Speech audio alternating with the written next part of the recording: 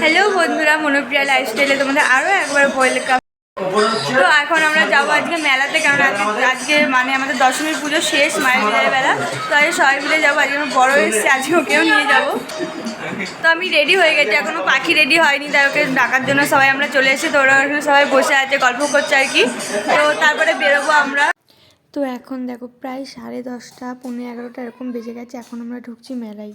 তো কেন এটাও তোমাদের সঙ্গে শেয়ার করছি, দেখে নাও। Hello guys, welcome back to my Facebook page. तो চলে এলাম ছোটখাটো একটা মিনি ব্লগ নিয়ে। লিও মে ফিরা গায়া। তো দেখো রেডি হয়ে গেছে, আমাকে জামা পাল্টানো করালো, আর এখানে সবাই কাউতালি করছে। পিসির পর এতই ভালো যে জিন্স টপ পরতে দিচ্ছে। বুকতে দেখ আমার 2 ইঞ্চি তো 4 ইঞ্চি চড়া হয়ে গেল আরো। দবাক দবাক এখানে সবাই কাউতালি করছে গাইস।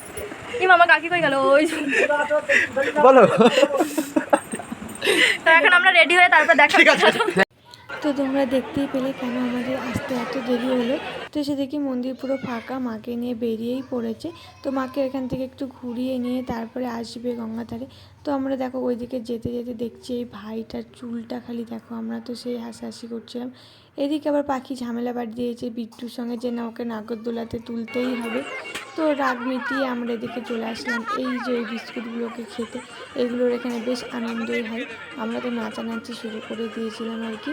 তো এখানে সবাই আমরা এই বিস্কুটগুলোকে আজকেও খেয়েছিলাম। তো আমার এখানে জিভ পুড়ে গেছিলো দেখো, মানে জিভে আটকে গেছিলো বিস্কুটগুলো। তো আমার দাঁতে ব্যথাও শুরু হয়ে গেছিলো এগুলোর জন্য। তো ওরা এগুলোকে নিয়ে হাসাহাসি করছিলো। তো তারপরে নাচানাচিও শুরু করে দিয়েছিলো এখানে, এত ভিড়ের মাঝখানেও মানে আমাদের আনন্দ কোনো শেষ নেই। আমরা যখন সবাই মিলে থাকি প্রচণ্ড আনন্দ করি।